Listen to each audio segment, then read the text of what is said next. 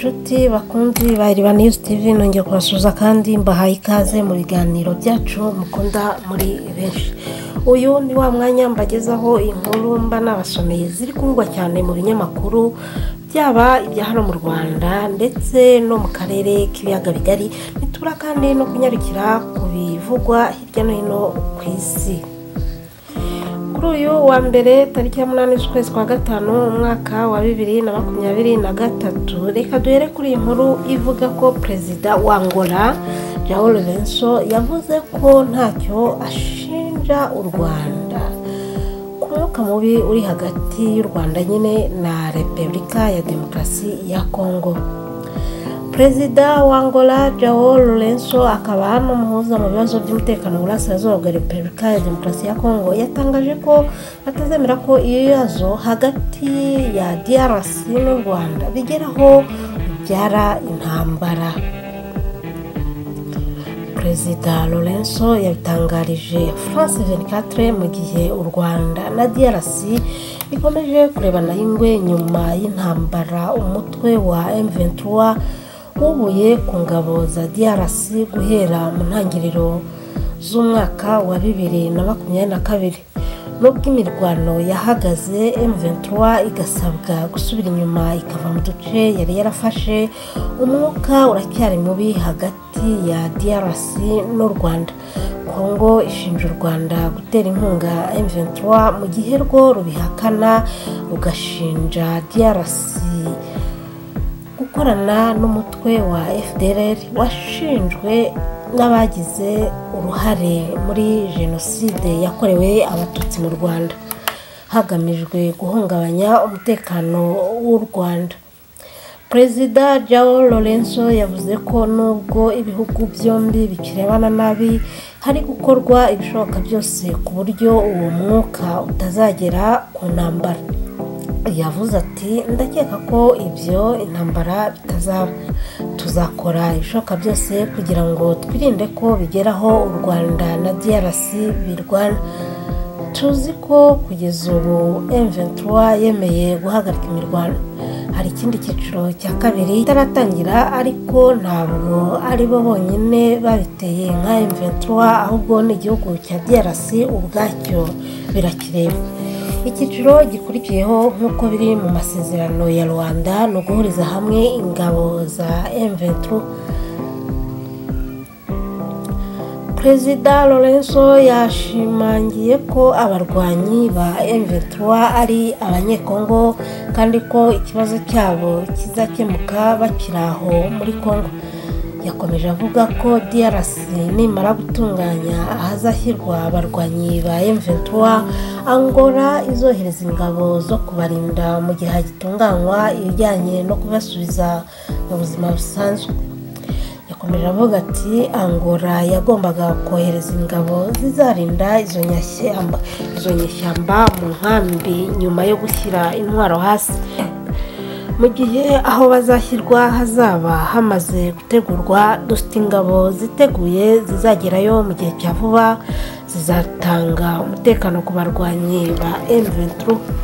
Nubwo João Lourenço yagaragaje ko M23 igiye gushyirwa mu nkambi, abayigize bagasubizwa mu buzima busanzwe, uwo mutwe wo uherutse kugaragaza ko utabikozwa mu gihe uzaba udahawe amahirwe yo kuganira na leta ya DRC ngo bumvikane uburyo ibyo barwanira bizashyirwa mu bikorwa.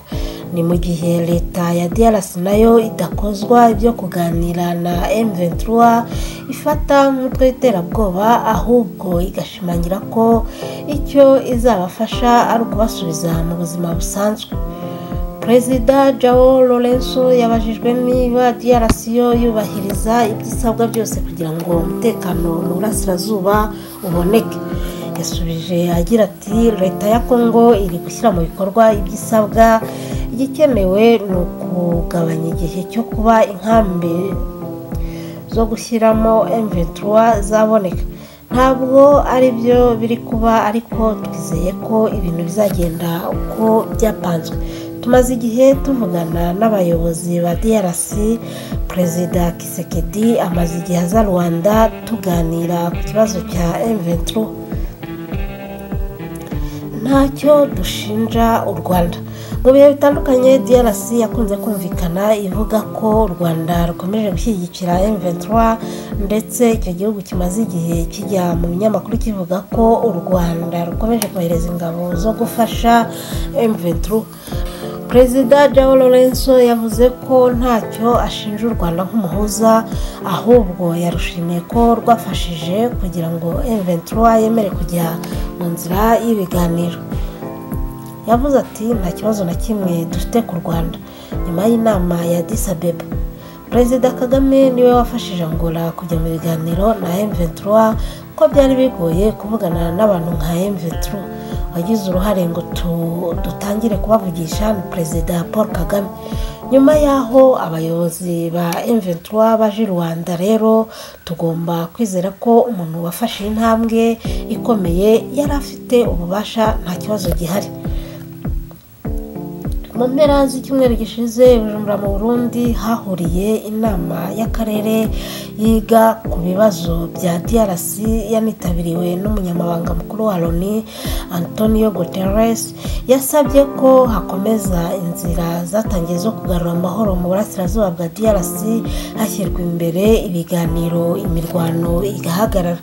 Hari impungenge ko mu gihe leta ya DRC yakomeza guhunga ibyo kuganira na M23 byatuma uwo mutwe wongera kwegura intwaro, umutekano ukaba mubi kurushaho. Tukiri kandi ku nkuru zivuga kuri DRC n'u Rwanda, mu mpera z'iki cyumweru Perezida Tshisekedi yongeye gushinja u Rwanda guhungabanya umutekano w'igihugu cye. Ni mu nama yabereye i Bujumbura yiga ku masezerano agamije amahoro n'umutekano muri Congo yiswe Accord Cadre yasinyiwe Addis Abeba. Perezida Tshisekedi yashimangiye ko u Rwanda rufite uruhare mu guhungabanya umutekano w'igihugu cye. Tshisekedi yavuze ko umutekano mu karere k'ibiyaga bigari uri ku rwego ruhangayikishije, by'umwihariko mu burasirazuba bwa Congo. Yaravuze ati mu byumweru bishize abaturage ba Congo bagiye mu gahinda kubera ubwicanyi bwabibasiye, haba Ikizimba n'Ikarega muri teritwari ya Masisi n'Ikishishe muri teritwari ya Rucuru muri Kivu ya ruguru. No kubera ibikorwa by'imitwe yitwaje intwaro kandi y'iterabwoba ikorera mu karere. Yavuze ko muri iki gihe imidugararo yadutse muri Sudani yatumye hari abaturage b'inzirakarengane bayigwamo. Asaba ko habaho umwanya wo kubunamira bose. Perezida Tshisekedi yavuze ko amasezerano ya Addis Abeba amaze imyaka irenga 10 asinywe, yateganyaga ko ibihugu bitarengera ubusugire bw'ibindi cyangwa ngo bifashe imitwe irwanya ibindi, ndetse no kwivanga mu bikorwa bya buri gihugu. Yaravuze ati ni agahinda gakomeye nyuma y'imyaka 10 amasezerano asinywe tubona ko hari igihugu cyayasinye kitayubahiriza, ndavuga u Rwanda. Rwihishe inyuma y'umutwe w'iterabwoba wa M23, ubundi yari yaratsinzwe ariko rukayizura. Rwihaye uburenganzira bwo gutera intambara muri Kivu ya ruguru muri Repubulika ya Demokarasi ya Congo. Ibyo bibangamiye ubushake bw'ibihugu by'akarere muri nimero ya 3 y'amasezerano Accord Cadre rwasinye, ndetse n'ingingo z'amasezerano y'umuryango w'abibumbye n'Afurika yunze ubumwe nayo rwemera, ku mpamvu imwe yo gutwara umutungo kamere wacu mu buryo butemewe n'amategeko. Perezida Tshisekedi yavuze ko iyo myitwarire y'igihugu kitubahiriza ayo masezerano ituma Congo ijya mu gihirahiro. Umuyobozi w'igihugu cya Congo washimiye umuhate wa Perezida Evariste Ndayishimiye n'umuhuza Uhuru Kenyatta ndetse na Perezida wa Angola João Lourenço, yavuze ko hakwiye kubaho inkiko zikagenza ibyaha ndetse ababikoze bagahanwa. Perezida w'u Burundi Evariste Ndayishimiye wanahawe ubuyobozi bwo kugenzura ibikorwa by'amasezerano ya Addis Abeba yagarutse ku kibazo cya Congo, avuga ko ubukene bwugarije abaturage bayo mu gihe umutungo kamere wayo usahurwa. yavuze ko ikibazo cya M23 cyateje umwuka mubi hagati ya Kongo n'u Rwanda, ariko kugira ngo hatabaho intambara hakwiye kubahirizwa ibiri mu masezerano ya Nairobi na Rwanda agamije gushaka amahoro muri Kongo no gusubiza umubano mu buryo hagati ya Kongo n'u Rwanda.